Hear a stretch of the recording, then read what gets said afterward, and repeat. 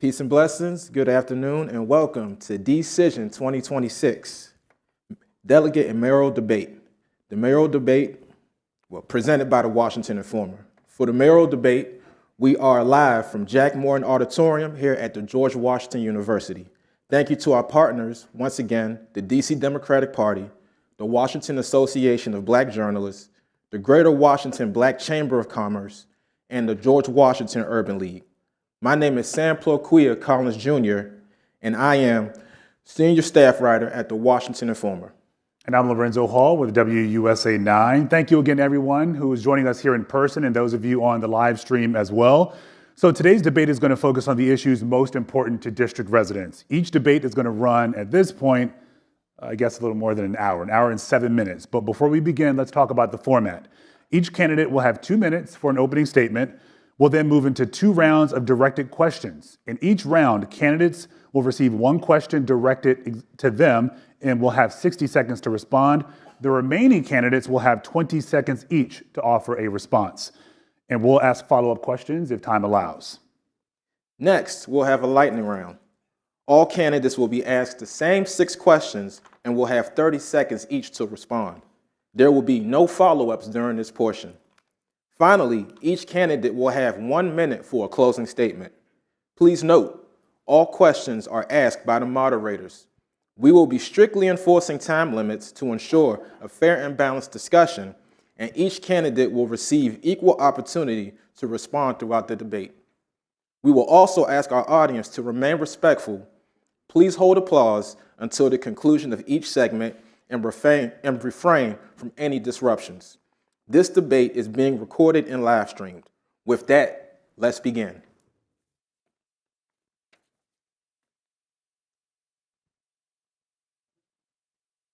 Will our candidates come out? Please, by all means.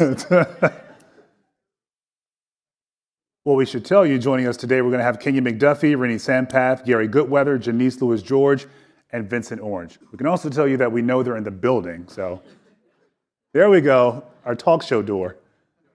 All right, let's give them a hand.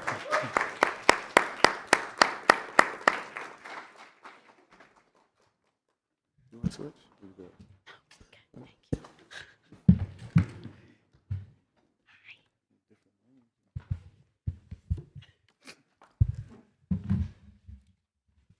All right, so each candidate will have 2 minutes for an opening statement. We will start to our immediate left with candidate Orange, and we'll work our way down. Well, good afternoon. My name is Vincent Orange. I'm a former Ward 5 and at-large council member, former DC Democrat National Committee man, attorney and a CPA, and a candidate for mayor of the District of Columbia. Our city is at a crossroads. Residents are concerned about public safety, rising costs, struggling schools, and whether government is being fully transparent about our financial future. These are serious challenges, but they're not new to me. I spent my career delivering results for the city, growing our local business economy, expanding workforce opportunities, and bringing investments to communities that need it most. Today, what we need is leadership grounded in measured outcomes, not political moments. My plan is focused on 4 commitments to the people of the District of Columbia. First, my plan is focused on public safety, restoring 4,500 police officers and making sure that we have visible community policing. Second, ensuring that every high school graduate has a pathway, a paid apprenticeship, college, including going to UDC tuition-free, our entrepreneurship, and also just making sure that our students have an opportunity so no one is left behind. Third, we're going to grow our economy through a $2 billion investment in our certified business enterprises. The certified business enterprises economic engine is one that I grew. And then finally, we're going to make sure that we restore financial responsibility and accountability in this government. This election is not about headlines. This election is about outcomes. My name is Vincent Orange. I will be heavily number 7 on the ballot. I ask for your vote. So I want to be number 1 in your heart but look at heavily number 7 on the ballot and check Vincent Orange. Thank you so much for giving me this opportunity to be here this evening. Thank you. Louis George. Thank you. Good evening, Democrats. I am Janice Lewis George, a proud third-generation Washingtonian, a proud product of DC Public Schools, actually graduating right up the street from School Without Walls right here on this campus, and Howard University School of Law. And I'm running to do what I've always done as an organizer, as an attorney, and as a council member for the last 6 years, and that is put people first. This election is about a simple question. Who do you trust to show up and fight for all of DC residents in all 8 wards? Who do you trust to address this affordability crisis when housing and utilities and childcare are too expensive and everyone from the middle class to the margins are feeling the squeeze? As council member, I've been able to block extreme increases to rent that were going to hurt our seniors and our families. I've been able to ban utility shutoffs when the courts found that Pepco was overcharging us. And I've been able to put money in the pockets of working families through the Earned Income Tax Credit and the Pay Equity Fund that raised the wages for Black and brown women early childhood educators. It's also a question of who do you trust to stand up to Trump in this administration and protect our home rule? You can trust that I'm going to do that. I have authored the legislation to end cooperation with MPD and ICE. I've been in the streets during the occupation protecting my immigrant families and my Black youth, and I've been walking the halls of Congress myself, building relationships so that we are filibuster-proof and can protect our autonomy. And who do you trust to just make sure that basic government services like 911 and 311 work for you? As council member, I've been able to improve trash collection at multifamily buildings to stop the rats from coming in. I've been able to strengthen traffic safety around schools through my Safe Routes to School Act and get abandoned vehicles off the street through my abandoned vehicles legislation. That's how I've led as council member, with courage and moral clarity. And that's how I'm going to lead as your next mayor. And I look forward to sharing my vision with you tonight and solving it together. Thank you. Gary Goodweather. Good afternoon, everyone. I'm Gary Goodweather. I'm running for mayor because I care, because I love this city, and I want to see every resident, every business thrive. We need to expect more as a city and from our city government. I've spent the past 15 months running for mayor of our city, and everywhere I go, I hear the same things. Everybody wants an affordable city. Everybody wants a safe city. It's how we do it. I was a former United States Army officer, and I took an oath to the Constitution before. When I'm mayor, I'm going to take another oath, and that is to serve our city. I am doing this. I am running for mayor of Washington, D.C., because I feel it is an obligation. I am called to service. Our city is in need, and I love every person in our city, and I see the potential of our city. Past 30 years, I've built 8 hotels in the DMV, one including in Noma, which helped kick off the Noma neighborhood. I sat on the Noma Business Improvement District Board. I earned an MBA with the concentration in finance from Johns Hopkins University. My company has built housing throughout the city by using neighborhoods' money, community money, long-term ownership to create wealth for our residents.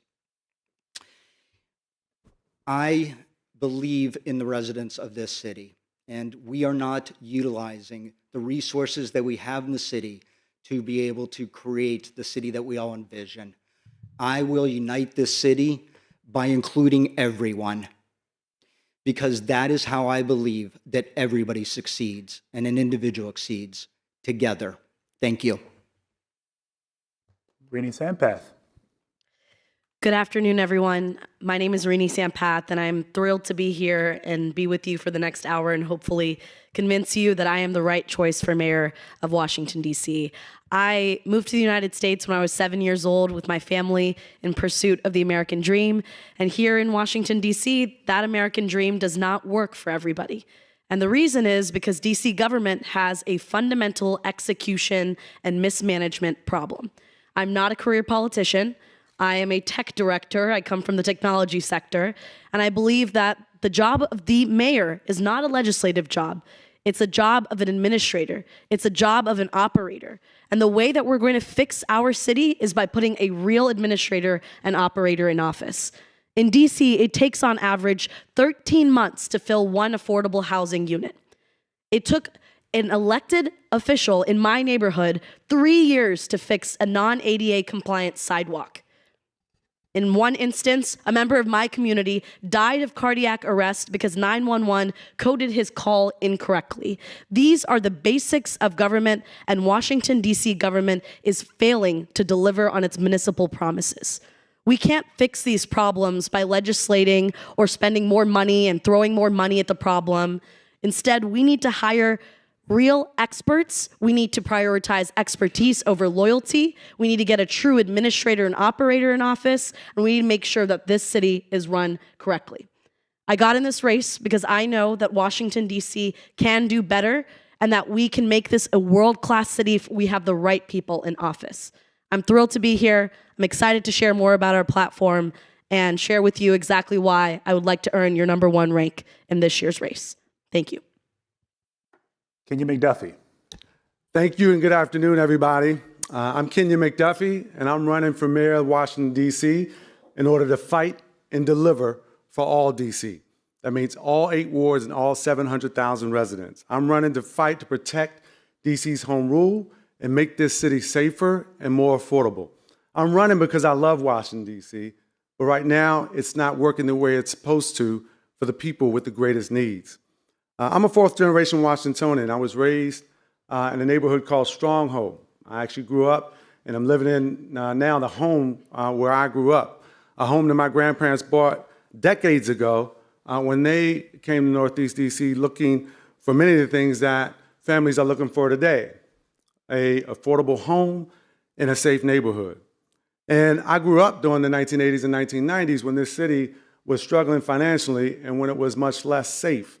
When I graduated from high school, Woodrow Wilson, now Jackson Reed, I didn't go to college right away. In fact, I didn't apply to a single college. All I wanted was a job. All I wanted was an opportunity. But the city was struggling, and there weren't a lot of jobs to be had. So I struggled. And it wasn't until I got a job, an opportunity to carry mail for the United States Postal Service, that my entire life changed.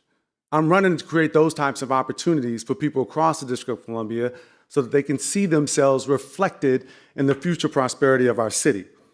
I'm running because opportunity needs to show up in the communities where people are and not wait for people to show up at the Wilson Building. I'm running because I love Washington, D.C., but I'm also somebody who loves public service. And as a council member for 13 years, I've been delivering to make this city safer, to make sure that we have opportunity across the city. And I'm going to make sure that as mayor, we're going to end cooperation with ICE. We're going to make sure we reduce utility costs, and we're going to keep you safe by holding violent criminals accountable. Thank you, and I ask for your vote. Thank you. All right, we're going to jump into round 1, which is governance, leadership, and citywide strategy. Before we do so, I'm going to once again shout out the Greater Washington Urban League. I said George Washington Urban League earlier. Charged to my head and not my heart. All right, we'll start with candidate McDuffie. You have 1 minute, and your fellow competitors have 20 seconds. Candidate McDuffie, please speak to actions that you've taken during the second Trump administration in response to infringement on D.C. home rule. As mayor, how would you engage the administration, protect D.C. autonomy, and advance the district's interests when the federal government is both a landlord and an adversary? As a council member, I showed up. I showed up at the halls of Congress to meet with members and with staff. I also showed up in conversations with my colleagues about how we strategize. I showed up in communities across the District of Columbia to understand the impact that this administration was having on residents across the District of Columbia. I showed up when I walked out of my home and saw an officer that was stopping a resident because he was black, because he was brown. And I showed up when I saw a checkpoint on North Capitol Street where most of the people being stopped were people in pickup trucks and on scooters. I'm going to show up the way that I showed up as a council member, as mayor, putting fairness and justice first always. I'm going to make sure that we end cooperation with ICE on day 1 and make sure that we are working with the Office of the Attorney General to use the litigation where necessary. I'm going to show up every single day of the week for residents of the District of Columbia, but I'm going to work with the federal government where possible and fight back where necessary. Candidate Sampath, 20 seconds. My fear is that the next mayor may become an extension of the Bowser administration. And the reason I say this is because Mayor Bowser joined federal task forces that allow this type of encroachment. And the next mayor cannot allow this to happen. My fear is that with Mayor McDuffie, that's exactly what we're going to see. So hope to repair that. Candidate Goodweather. When Trump first activated the National Guard and tried to federalize our police department, I put out a statement. And I said that, make no mistake about it, Trump did this. But DC opened the door. My colleagues on council opened the door to allow Trump to take over our city. The best thing I'm going to do is create a city that lifts every DC resident up and ensure that our budget is strong so that the administration cannot try to take over one of the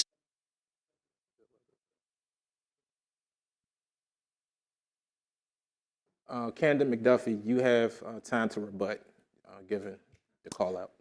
Sure, I appreciate the rebuttal. I don't know that I need to rebut because I've been showing up for DC residents for 13 and a half years as a council member, and all I'm going to do is continue to fight and deliver for residents. I'm not saying these things because I want your vote for mayor. I've been a civil rights attorney in President Obama's Justice Department. I've traveled the country investigating police departments, ensuring that they're engaging with constitutional policing. My track record is replete with the opportunity to make sure that justice lives in the District of Columbia, and I'm going to continue to do it as mayor. Time. Yeah, thanks. Candidate Lewis George, please. Thank you. As a daughter of the district, to me, fighting DC autonomy and fighting our statehood is a non-negotiable. That's why I introduced legislation to end cooperation between MPD and ICE, which Mr. McDuffie did not sign on to. It's why I've been walking the halls of Congress and having conversations. One of those critical conversations with Hakeem Jeffries, our council had, Mr. McDuffie was not present for those meetings. The State Board of Education members have organized, the Free DC organized. He's not shown up to a single one of those organizations' calls at Congress, walking the halls of Congress, but I have shown up and had those conversations, and we're going to leverage those relationships as well. And I don't believe you can trust someone who says they're going to stand up to Trump when his campaign is taking Trump donor dollars. Ken, go ahead. Yes, well, first and foremost, we will not negotiate in fear, yet we will not fear to negotiate with President Trump in Congress. We will just make it clear what's non-negotiable. Non-negotiable is home rule, non-negotiable is DC autonomy, and non-negotiable is the pursuit of statehood. Other than that, we are going to examine and work with the Attorney General to make sure that we're within the bounds of the law in dealing with the White House. Okay, this next question is for candidate Sampath. How do you plan to balance obligations to marginalized Washingtonians and members of the business community who are often at odds about taxation and how to fund social programs?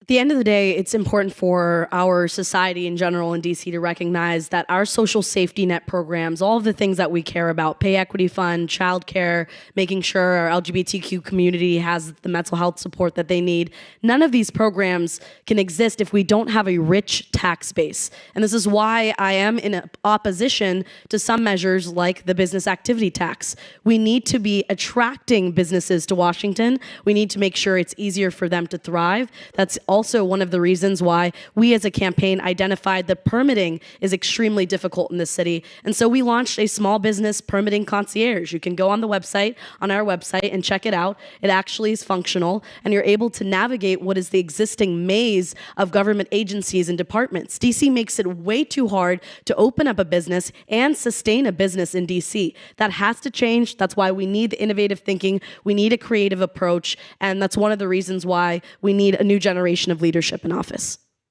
Candidate Goodweather. We're going to create an equity map and invest directly in DC residents and DC businesses so we know that where every dollar is going and what the outcome of it is. Our budget is, we've increased our budget 70% over the past 7 years. Our economy is down 8.5%. We need to take a look at the budget and double down on the services that are working, and the ones that aren't, we need to reallocate those dollars somewhere else. Candidate Lewis George. Thank you. The relationship is one that is symbiotic. The businesses need community and community need businesses. And so what we do is we set up a system in which we allow people to be able to afford to live here. When people can afford childcare and people can afford housing and people can afford groceries and utilities, that means those people are going to patronize our businesses. So making it affordable for every DC resident to live here is an incentive for our businesses. It's why things like paid family leave are so important. And I've been fighting to keep these things in place because that's Candidate Orange. First and foremost, I'm going to be very transparent with the citizens of the District of Columbia. We don't have a money problem. We have a management problem. We have $22 billion, and of that $22 billion, $11.7 billion is generated by DC taxpayers. Yet those dollars are not being spent for their intended purposes. So those purposes need to be examined. What are we doing with all the surplus money? And we need to galvanize those dollars and make sure that we are addressing the citizens of the District of Columbia and the programs that should be funded. We can't do the programs that we need to create more affordable housing, to protect child care subsidy, pay equity, and PKEEP, to make sure that we're engaging with youth and meeting them where they are unless we're growing our economy. We cannot continue to be a one-sector city. We have to grow our economy, and I'm equipped to do that on day one. Thank you. Starting with candidate Goodweather, you have 1 minute. Local news outlets across DC have faced significant financial pressure, reducing coverage of neighborhoods, city government, and community accountability. What is your philosophy on the role of independent local media in the district, and what policies would you pursue to support its sustainability? Yeah, look, I'm experiencing this right now in this campaign, and independent journalism is fundamental to our city, to our democracy, to ensure that this election is actually free and open. So what am I going to do? Number one is that we will create and I'm thinking about it as I talk, but we need to be able to have new revenue sources, sustained revenue sources for our independent media. I contribute to lots of different independent media, but like many nonprofits, unless there is a strong revenue stream, if there is a consistent revenue stream, it is very hard for journalists to be able to do their work and do their work well. So I think that there is an opportunity for the government. When I say the government, I mean other nonprofits and donors to be able to contribute to independent journalism because it benefits everyone. Candidate Lewis George. Yeah, our local media is so critical. They are a part of us as a democracy operating well. It means real oversight and a real look at what's happening. And it also means it gets to center local stories, because in Washington, D.C., oftentimes they refer to Washington, but they're not referring to our neighborhoods. And so for me, that's why I stood outside when many of the post workers were let go, and I stood out there and protested with them because I believe they deserve their jobs. It's also why I introduced legislation, the local news bill, to invest in our local businesses. Candidate Orange, please. Well, I certainly believe in freedom of the press, and I certainly believe in funding the press, but I also think it's a two-way street. If you look at this campaign season, I believe that the local media and press has been letting us down. They do not allow all candidates to come forward and participate in this process. To go back and take the Washington Post's logo, democracy dies in darkness. And this election season is dying in darkness because we are all not being able to be heard on an equal basis. I'm going to make sure that I speak up whenever I see the types of injustices that happen, whether it's in the local press or otherwise. But I'm also going to make sure that it's easier to start a business in the District of Columbia for whoever wants to do that. Making it easier to start a business allows those folks who want to start independent journalism in the District of Columbia to be able to do so. And so we're going to support the creative economy as well, because a lot of what's happening now are from influencers who are having more access to information and sharing it than some of the journalists that we have too. Okay, this question is for candidate Lewis George. Oh, go ahead. Candidate Sam. Oh, excuse me, sorry. Candidate All good. Federal overreach is a huge threat, and this is another example. President Trump sent his cronies to a Washington Post journalist's home to threaten her completely, intimidate and harass her. Under my watch as mayor, that's not going to happen because we will be employing the AG's office and making sure our journalists are protected. That's one of the ways in which we can uphold a free press, by making sure the mayor's office is using our pulpit to the best of our abilities. Now we'll go. All right, candidate Louis George, do you believe the current CBE structure goes far enough to prioritize DC resident-owned businesses, or should the district create a separate tier with stronger contracting preference? And how would you ensure that policy delivers real economic impact? Yes. One of the first things I did when I got to the council was actually fight for us to fund our disparity study. The disparity study was one that we were able to get an opportunity to see that many of our small businesses, CBEs, women-owned businesses were not getting their fair share of contracts in our city. I did ask my colleague, who was then chair of Business and Economic Development, to host a hearing on the findings of that disparity study, and he never would host a hearing on it. It's important to note that that disparity study gave us recommendations for how we could do better by women and minority-owned businesses. And as mayor, I'm going to use that study's recommendations and implement them to ensure that our small and minority businesses have an opportunity. I also want to note to the question about our media, open meetings was one of the ways we help support our local media. And I was the council member who voted against twice closing open meetings when my colleague, Mr. McDuffie, voted to close those meetings. If you want to support local journalism, open the meetings up and let them see real democracy in action. Thank you. Candidate Orange. Yes, I actually built the CBE community. When I first took it over, it was $0. And in this year's budget, there will be $1.5 billion spent with our DC certified business enterprises. And that disparity study showed that 37% of businesses in the District of Columbia are going to women and minorities. And there's only one jurisdiction that's ahead of DC, and that's Atlanta. So we're doing well. We can do better. But we went from $0 to $1.5 billion, and it continues to grow. Candidate McDuffie. So I actually funded the disparity study, and I funded the disparity study before Ms. Louis George was even on the council. I made sure that the disparity study actually got done. Nobody had to ask me because I prioritized DC-based businesses, particularly resident-owned businesses. I will continue to do that as mayor to make sure that the $1.5 billion we spend is actually going to DC businesses first. That's how you grow your economy. That's why you get people who live here to be workers in those businesses as well. Candidate Sampath. Respectfully, $13 million were stolen from local businesses while Mr. McDuffie, you chaired that particular oversight committee. It's really concerning under the existing leadership of our DC government that we have had continued kickback schemes and fraud and waste in our DC government. That's why we need new leadership. What we're doing today is not working, and it's got to change. Candidate Goodweather. Not in the current structure. We just attended the Black Business Task Force 2 weeks ago, and I spoke to multiple CBE certified women-owned enterprises, business owners, and neither one of them, one had been certified 5 years, the other one for 2 years, had not received a single dollar. So not until we can ensure that we are investing actually in our DC residents. All right, next question, starting with candidate Orange. You have a minute. The rest, 20 seconds. Under your mayoralty, what would the executive's relationship with the education system look like?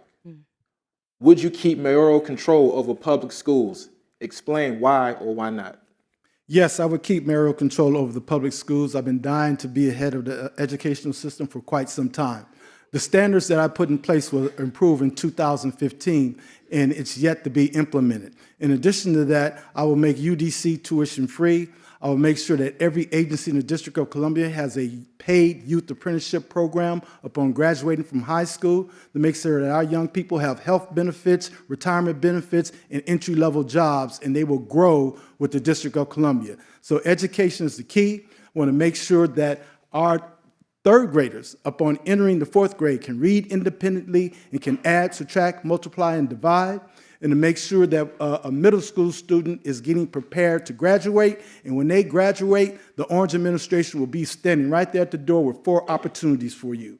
UDC tuition free, college tag. If you stay in the DC, we're going to give you more money because we need you here, as well as entrepreneurship. If you have a great idea, I'm going to put you with our small local business development department. I want education under my control. Candidate McDuffie, please. Yeah, as mayor, we're going to make sure that we keep education the foundation that all success is being built on. We're going to address overcrowding in overcrowded schools west of the park by making better quality schools east of the park. We're going to make sure we address absenteeism and fund special education to the amount that it requires. We're going to make sure we focus on early literacy and trades and apprenticeships for our middle school students, giving them early access to jobs that are being created projects across the district. Candidate Sampath. Mayoral control or not, one thing's for sure, our existing leadership and career politicians have ensured that we don't have the outcomes despite having the highest spending per pupil in Washington, D.C. We have instead a school-to-prison pipeline with 3 times the national average for incarceration of young black boys and girls in the city. That's unacceptable. That's got to change, and that's going to happen when we invest in our youth, make sure there's mental health counselors instead of school resource officers, and make our outcomes better. Yes, I am going to maintain control over the schools under my administration because it is my responsibility to ensure that every child receives an outstanding education, regardless of their needs.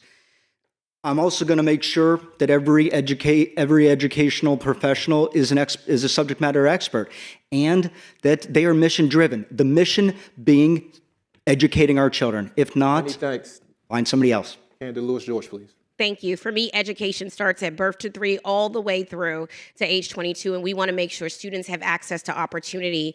Under my administration, the chancellor will still report to me. However, I will work towards OSSI being an independent state education agency so we can have real checks and balances and oversight in our administration. I will also be addressing chronic absenteeism because if our students aren't in school, we can't close the literacy and math gap at all. Thank you. That concludes round 1. Give our candidates a round of applause. Okay, so round 2 is going to focus on services, equity, and community impact. This question is for candidate McDuffie. You get 1 minute. The other candidates get 20 seconds to respond. So what are your thoughts on the Department of Behavioral Health's current in-school behavioral health model, particularly as it relates to a reduced reliance on community-based organizations? How would you ensure that CBOs remain meaningfully included in supporting the mental wellness of young people? So when it comes to equity, I've been a champion for the District of Columbia to make sure they do all of its work through the lens of equity, whether it is Department of Behavioral Health or any other agency. It's the reason why I authored the Racial Equity Achieved Results Act, which established the Council's Office on Racial Equity and the Mayor's Office on Racial Equity. When I'm Mayor of the District of Columbia, we're actually going to fully fund the Mayor's actual Office on Racial Equity so that it's doing its work properly, and we're measuring performance across agencies, including at DBH. We can take one agency, or we can take a stronger approach, a bolder approach, to make sure that all the work that government does is through the lens of racial equity. It's the only way in Washington, D.C. that we're going to actually make this city more racially equitable, more socially just, and more economically inclusive. And so I've been a champion for equity across agencies. The Department of Behavioral Health is just one of those agencies where we need to make sure that we are leaning all the way in to the resources that are necessary to achieve the outcomes that District of Columbia residents deserve. Okay, thank you. Candidate Sampath. After going through all of the DC auditors' reports, my fear here is that the DC sets benchmarks for itself but consistently misses them. I'll give you one example. A couple of years ago, we decided that we were going to get 1 mental health counselor in every single school in DC. Has that happened? No. Instead, we have school resource officers who are contributing to the demonization of our young people, and that's got to change. And so one of the ways we need to attack this problem is make sure we have real behavioral health help. Candidate Goodweather. I'm going to create an Office of Inclusion to ensure that every DC resident's voice is heard. And I think that we need to start looking at our city in a much more inclusive way and under the lens of that we are all human beings and that everyone deserves the opportunity to be successful. Candidate Lewis George. Yeah. We have to ensure that we have the right pipeline and enough people to do the work. And that's why one of my key points is we're going to be leveraging our city as a university town. We have great universities, and all of these universities have schools of social work and mental health and support. And we want to make sure that our young people can learn how to get those jobs and training, go to our universities, and come work for district residents. So for me, it's going to be about plugging that pipeline in so we have enough caseworkers and crisis responders to do the critical work, but work with our CBOs who have relationships. Thank you. I'm the only candidate that accepted the invitation to visit the Hillcrest Medical Center at 9th and Rhode Island Avenue. I'm the only candidate up here that last week went and attended the anniversary of Cedar Hill Regional Medical Center.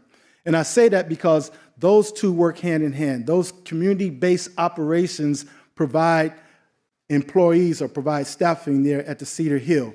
They also learned that they also provide staffing in some of the schools. So I'm not going to throw the baby out with the bathwater. Everybody wants to act like they want to start all over. We can't start all over. We have Time. Next question, starting with candidate Sampath. With major investments to make the Anacostia River a recreational destination, what specific steps would you take to ensure it is truly safe for swimming and fishing? 1 minute. One thing's for sure, here in DC, we don't take environmental and climate justice seriously. We know that 90% of single-family homes in DC have flood hazard zones are actually in Ward 7 and 8. So the first step that I'm going to do is make sure that DOE actually publishes annual ward-level environmental burden maps. In other words, we're going to see in a publicly available dashboard contaminated sites, air quality, flood risk, and that's not something that exists today. So that's got to change. We also need to make sure that any contaminated sites, especially in Ward 7 and 8, are remediated quickly. I've talked about this time and time again throughout my campaign. We just don't handle the basics in DC well, especially with our service delivery. And that's another way in which we're going to make sure the Anacostia River cleanup actually happens. That we make this something that's publicly committed to and followed through by the mayor's office. All right, candidate Goodweather, 20 seconds. DC Water has planned to clean up the Anacostia and is executing on some of it. There's also a lot of nonprofits that are doing really good work to clean it up. I think in this case, we need to make sure that all those organizations have the right funding to be able to ultimately make the Anacostia swimmable.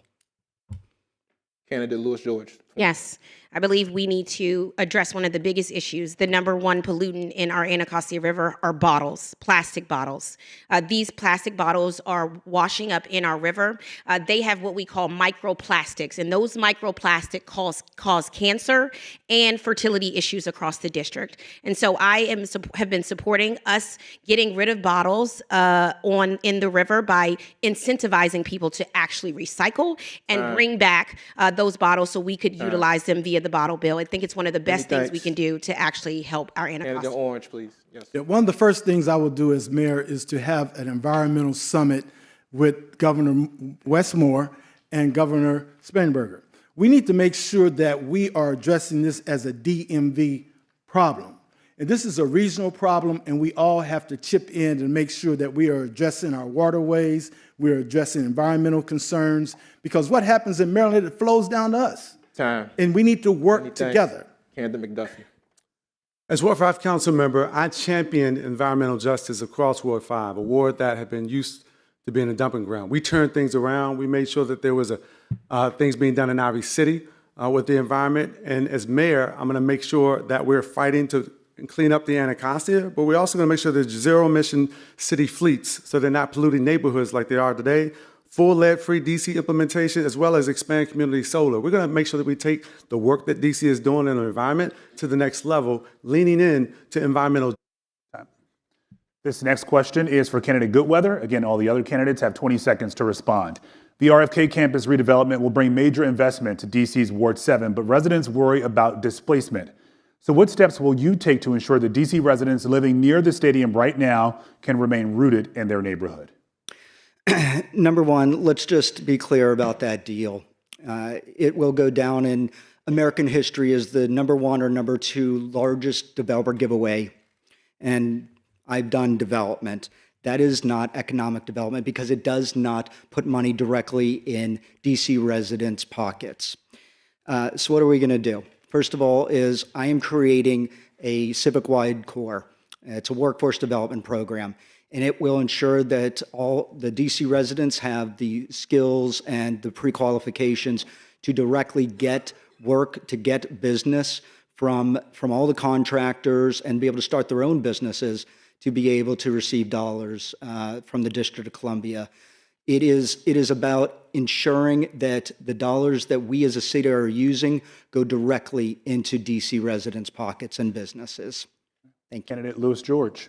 Thank you. As you know, I fought to the very end. Myself and Councilmember Parker fought to the very end to ensure that RFK had project labor agreements and labor peace agreements. That was district dollars and district jobs for district residents with actual benefits. I also fought for us to have a displacement fund. And unfortunately, my colleague, Mr. McDuffie, voted against it, so we weren't able to create a displacement fund. But what we are going to do is also ensure that any development on that property go to Ward 7 and 8 and 6, 5 residents who surround that. Candidate Orange. As mayor of the District of Columbia, that project will have to come to fruition during my administration.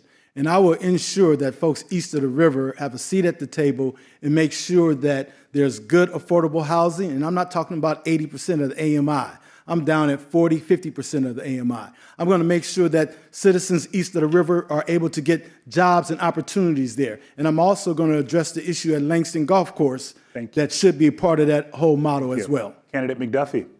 So I was pleased and really proud to be able to be at the table to help negotiate the deal for the District of Columbia. I was pleased to be able to negotiate the Community Reinvestment Fund that is going to send millions of dollars to prevent displacement at that site. And we worked out a $50 million CBA that's creating jobs. We prioritized Ward 7, 8, and 5 first and contracts first. Candidate Sampath.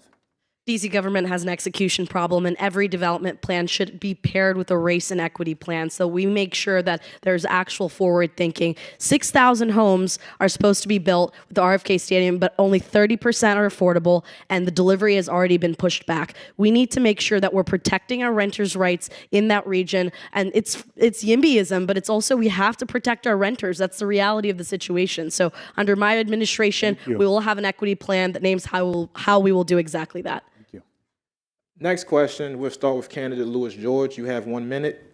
Of the candidates, 20 seconds.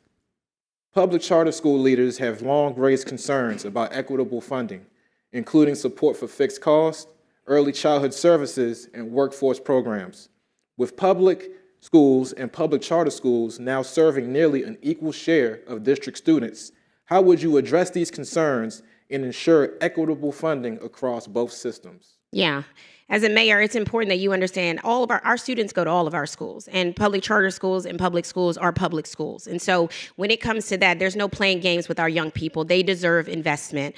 The one way we can fix that is by making every dollar go through the USPSF funding model, which is what is not happening now, and then is the major issue. So every dollar will go through that same USPF funding model so that we can ensure the equity that is deserved there across both sectors. And many of these issues we face together, public safety, transportation, and closing gaps. And so for me, we are one education system, and our children's success is what that is at the top of my mind. Thank you.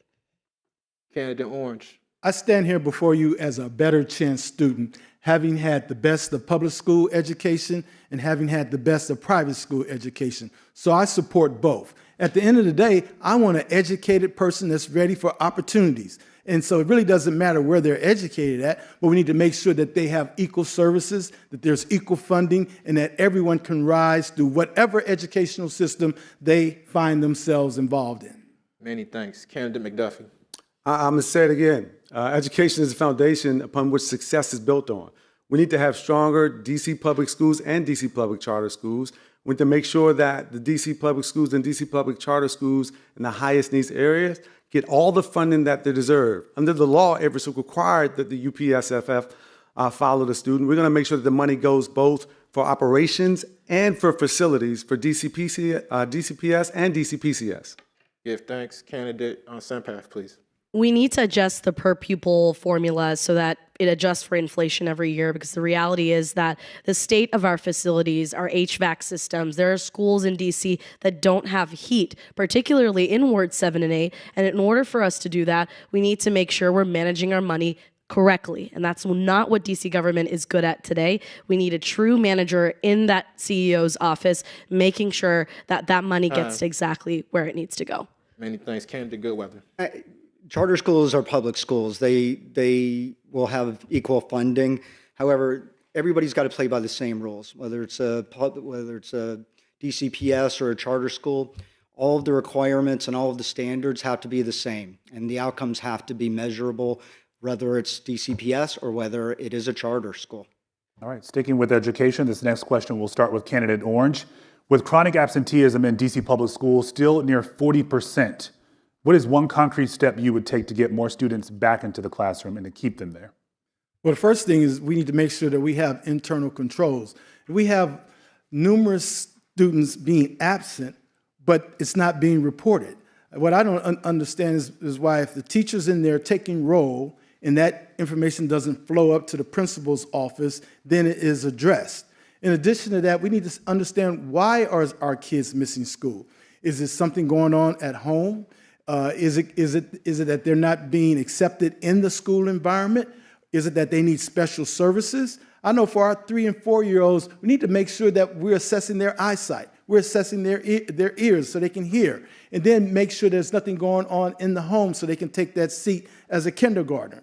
We need to examine the curriculum to make sure that we have a curriculum in place that's going to provide the students with success when they sit for that assessment in the 4th grade. So it's a comprehensive approach to this. Wraparound services are needed, and we need to get into the homes and find out what is actually going on. But we must hold the chancellor, the principal, the teachers, and the parents accountable, because it takes all of us to ensure that that student is going to be in class. Candidate McDuffie. Absenteeism, chronic absenteeism, and truancy are way too high in our public schools.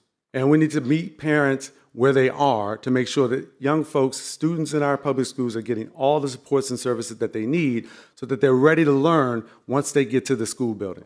We need to make sure the resources are in the communities where these kids are coming from so that we can address chronic absenteeism, because then if you don't, it leads to truancy. Thank you. Candidate Sampath.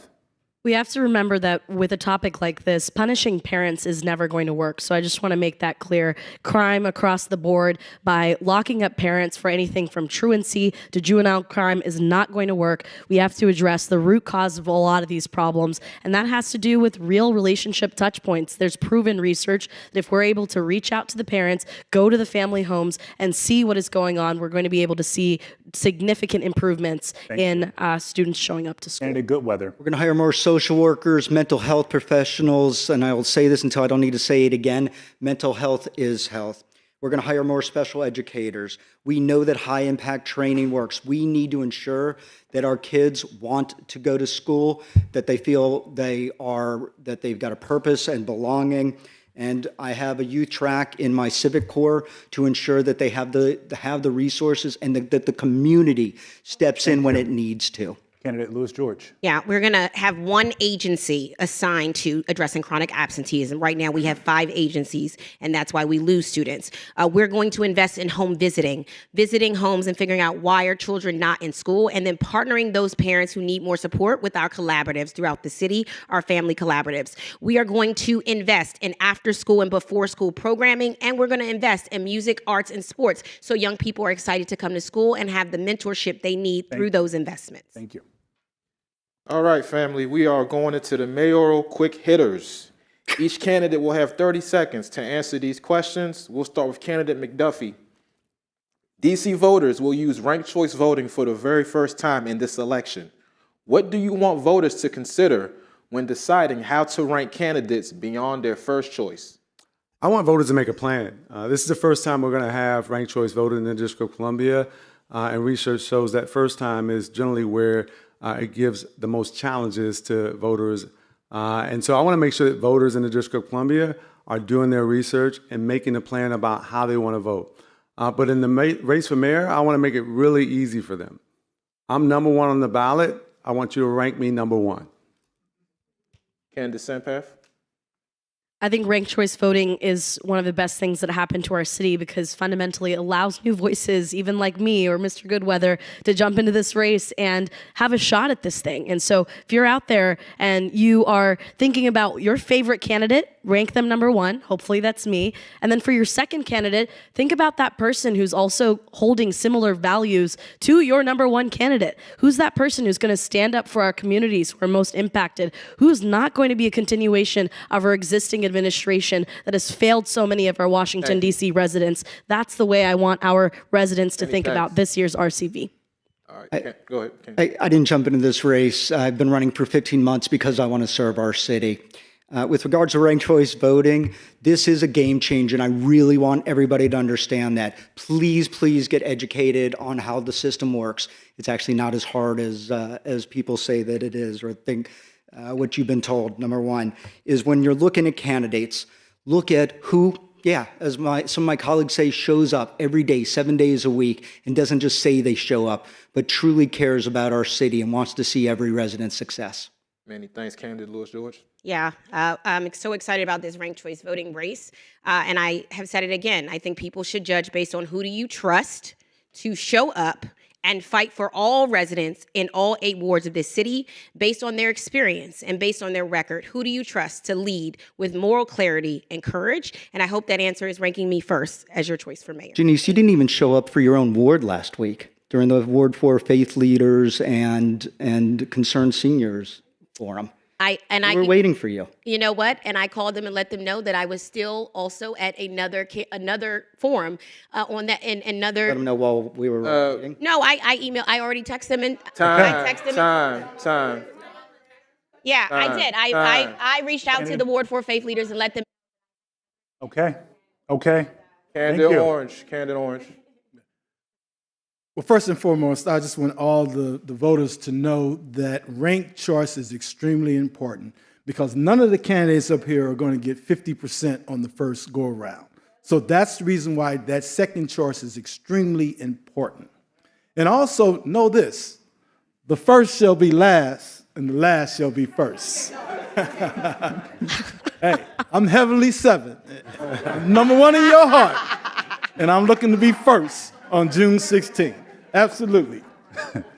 Okay. I love this question here. And this one we'll start with candidate McDuffie. What's your strategy to foster an amicable, collaborative relationship with the DC Council?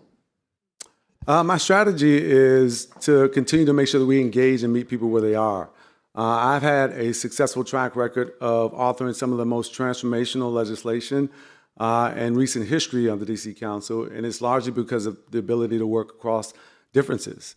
It's been an approach that I've taken in public service, but it's also values that are steeped in my upbringing. When I prioritize respect, I prioritize dignity, I prioritize civility, something that is sorely needed in our politics these days. Yeah. Candidate Sampath. I think the first and most important trait has to be honesty and integrity. We can't have secretiveness between DC Council and mayor, or I should say more so the mayor in this case. Mayor Bowser vetoed a bill that would have allowed us to have greater transparency and insight into force that's being used in our communities by law enforcement. The will of the people should have been respected by Mayor Bowser in that instance. It would have made our safer communities far safer, but instead we got a result that we have today, which is the Mayor Bowser continuing to stand on her pulpit and go ahead and govern the way that she wants. And so the secretive must end. We must prioritize honesty. Candidate Goodweather. It's my job as mayor to lead. It's to lead the city and to create a vision for everyone and focus on the details. I will work with council to be able to not just every week, every day if needed, because the communication between the council and the mayor is imperative. And it is also my job to have council members understand why it benefits their residents, why it benefits their constituencies. Candidate Louis George. Thank you. This is one of the reasons I'm running, because in this moment when we are fighting these crises from housing to the Trump administration, we need an administration that is working together with the DC Council and Attorney General Brian Schwab. We got to be all on the same page and fighting and working strategically together. And that looks like having meetings together, working on our budget together, having a budget meeting where we come together and say, what are our priorities? What are we going to do?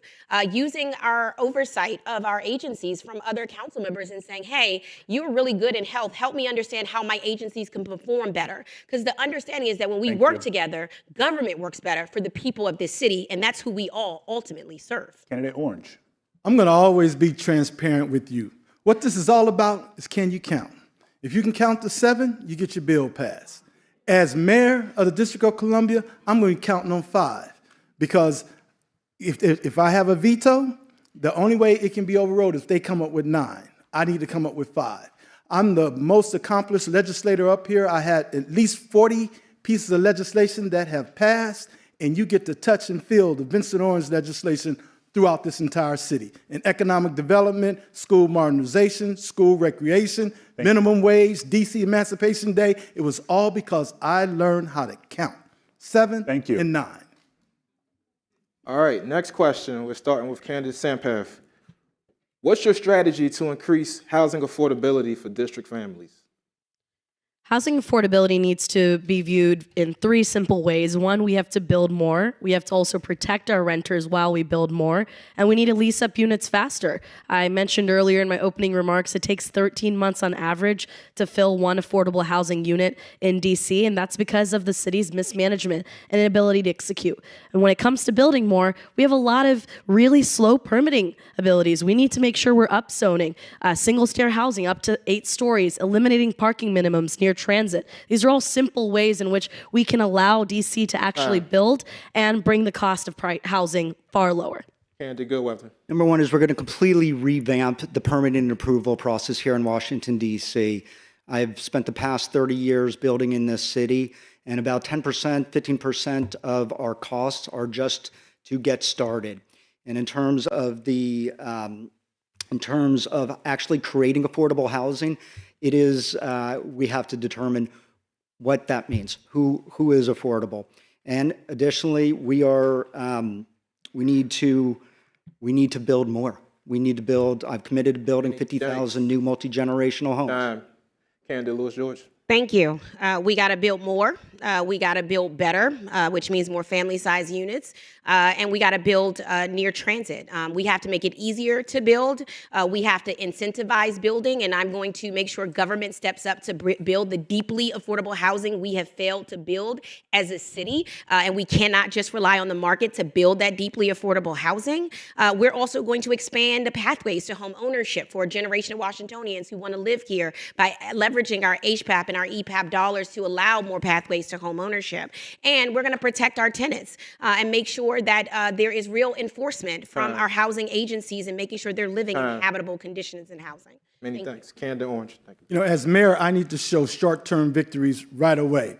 I'm going to take the $100 million that's put in the Housing Production Trust Fund on an annual basis, and I'm going to build 1,600 square feet units. Those units are going to be for first responders, they're going to be for seniors, and it's going to be for students that just graduated from college and minimum wage workers. And that $100 million, our certified business enterprises will be the one to build those units that's costing $75,000. Once I get that victory in the first year, then everybody's going to get on board the same way they have when I've had other victories, and you have to work to get on board. I don't care about the bureaucracy because I'm the mayor, and I'm going to get it done. Appreciate you. Candidate McDuffie. Every resident in the District of Columbia deserves to live in a safe and affordable home. We have to build more housing across incomes, including deeply affordable housing, and we have to do it faster.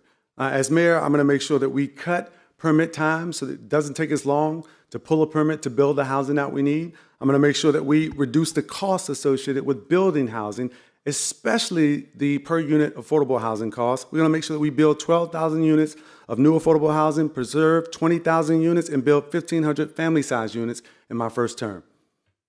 Thank you. So DC's juvenile curfew policies are under active debate right now. Should the city expand curfew enforcement or shift toward alternative solutions? Candidate Goodweather, we'll start with you. Sorry, will you kindly ask the question again?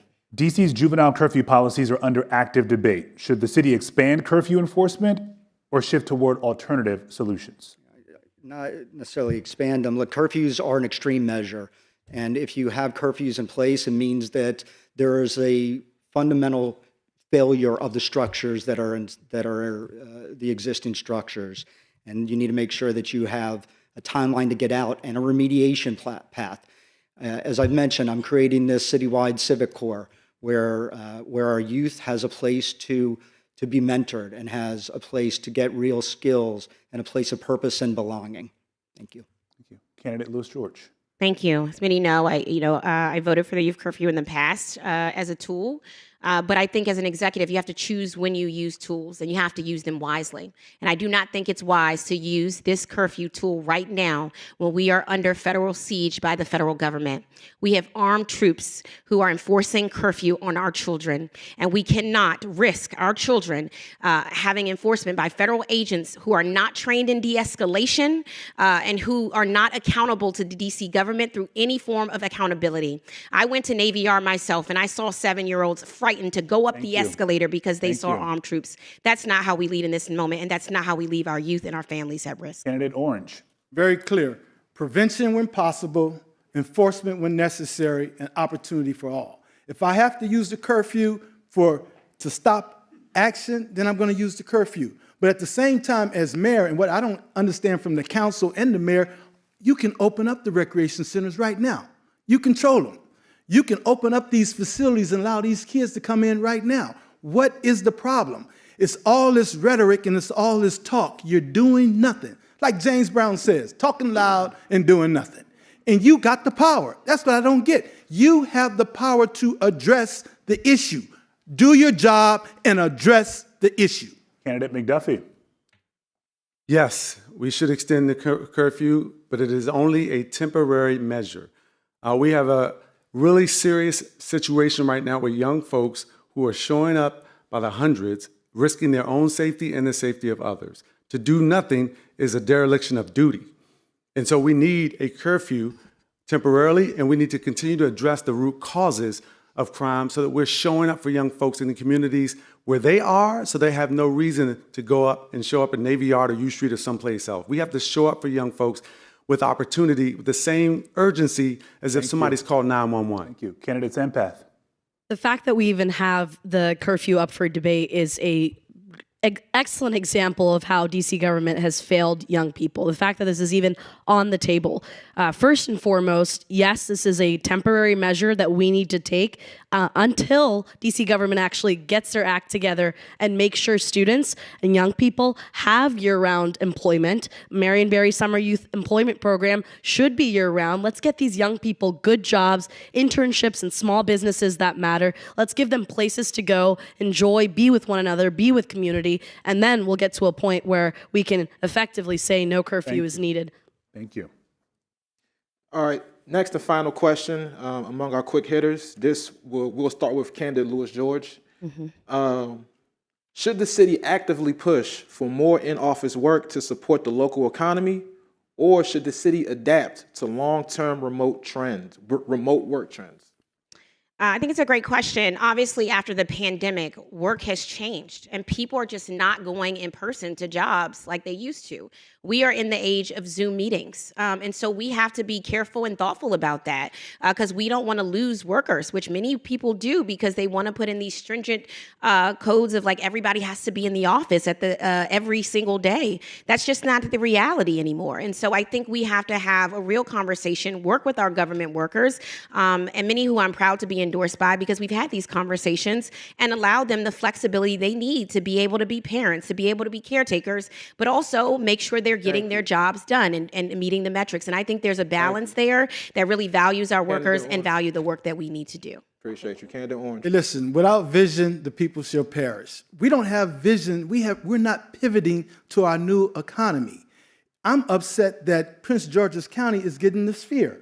The Sphere should be at New York Avenue when you come into the city. We have to pivot to become a family entertainment destination. The same way Las Vegas, they pivoted because they knew they couldn't just count on gambling. So they now attract families. All the activities there for family. Our greatest products are restaurants, theaters, tourism. We get 25 to 35 million people coming to our city on an annual basis, and we need to make sure we attract more. Many thanks. Candidate McDuffie. We need to give residents and tourists a different experience. We can't continue to be a sleepy government town. We have to make sure that we are investing in marketing this city and telling a different story about all the things you can do in Washington, D.C. Sure, we're the home to monuments, museums, and the mall, and those are great things that are really stability for our economy. But the reality is we have to give people a different experience by focusing on Destination DC, Events DC, and making it more attractive to be in Washington, D.C., both for workers and for visitors. Candidate Sampath. My background, I've been a chief of staff over an organization of over 400 people. I have a human capital change management background. This is what I've studied, I've learned, I've spent my career doing. At the end of the day, we shouldn't be, as a government, dictating how these businesses should be run. What we do need is more businesses. So let's bring the jobs to DC. We're first in the nation for first-year business failures. Let's make it easier for businesses to actually operate, reform our tax code, make sure permitting is easier, make sure the businesses have resources and mentors so they can navigate a very complicated cycle. And so when we bring more jobs to DC, then we'll have a different conversation on how they want to actually operate their businesses. Thank you. Candidate Goodweather. I consult for universities and nonprofits on the workplace environment, as well as return to the office. Here in Washington, D.C., it's not one or the other, and it is not forcing any business. We are not in the business, the government is not in the business to tell businesses how to do what they do. It is also important that we build a city where that is affordable, that DC residents can work in, can live in, can send their kids to school in, so that we are all, the city that I envision is one that you can do all of it in our city. Thank you. Survived our quick hitters. Thank you. It is time now for closing statements. Each candidate gets 1 minute. We will start with candidate Orange.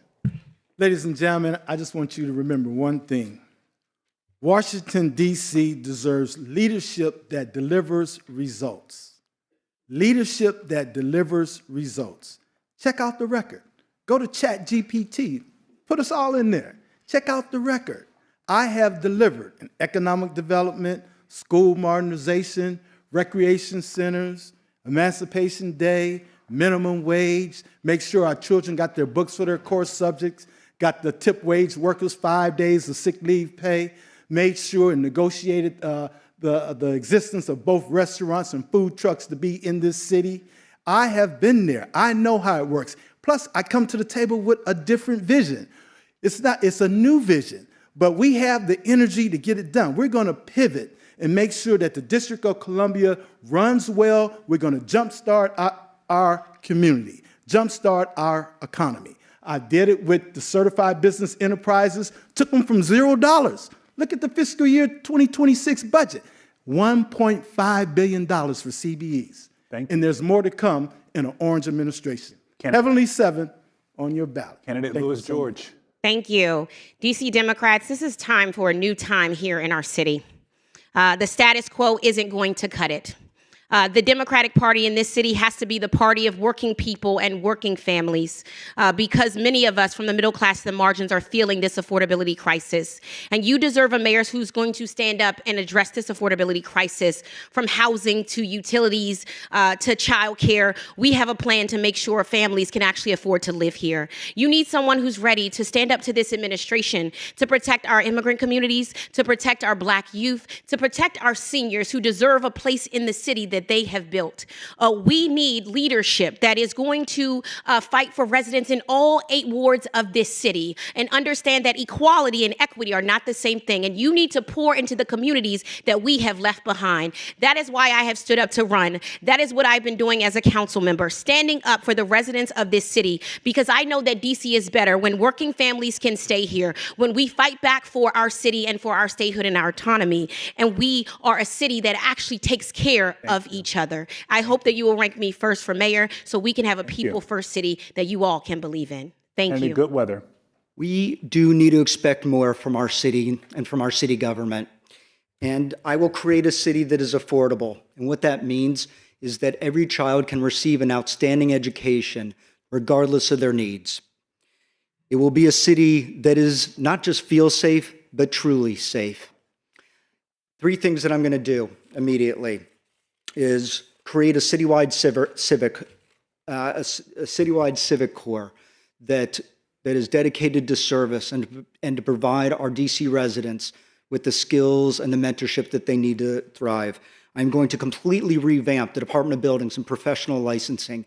Trying to get a license and having it costly is unacceptable when we are trying to promote business here in our city. And I'm going to appoint experts in every part of our leadership, and they will be mission driven. The election is ranked choice voting. I'm asking for your number one choice, and I very much want to be your mayor, and I look forward to serving you.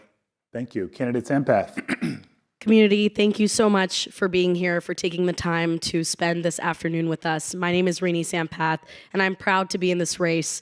My grandmother had a first grade education. My grandfather had a 7th grade education, and now I'm standing before you as the first South Asian person to make the ballot, mayoral ballot in DC history. I'm thrilled about this. I'm happy about this. And I want that kind of opportunity for every single person in DC. The way DC is working today, it's not going to happen. DC is failing on its municipal services. The Democratic Party needs to be the party of execution. We're going to do that when we bring data to the equation, when we think innovatively, when we think creatively. I've got a technology background. That's why in this race, we revised the 311 app. We built a tax dashboard. We built a small business permitting concierge.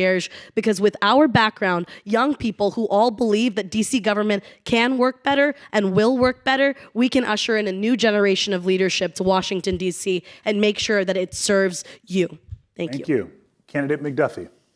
Thank you to the DC Democrats, and thank you to GW, and thank you for everybody for attending today. I'm running for mayor to fight and deliver for all DC. It means all 8 wards, all 700,000 residents. In this election, really comes down to who gets to decide DC's future. Will it be you, the people who work here, live here, play here, raise their families here, or will it be outside influence from folks who are not vested in the same way that you are?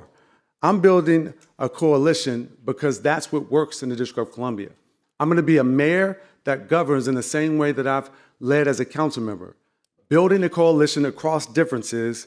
We're going to lead across all 8 wards because I believe this city works best when we bring people together and not divide them. You've heard a lot of ideas in this race, but we have to be honest about what works for Washington, D.C. I'm running to be your mayor, to keep you safe, to invest in education and quality schools, and to make sure we transform the future of District of Columbia in a way that protects our home rule. Thank you. Thank you. Thank you. Let's give our candidates another hand.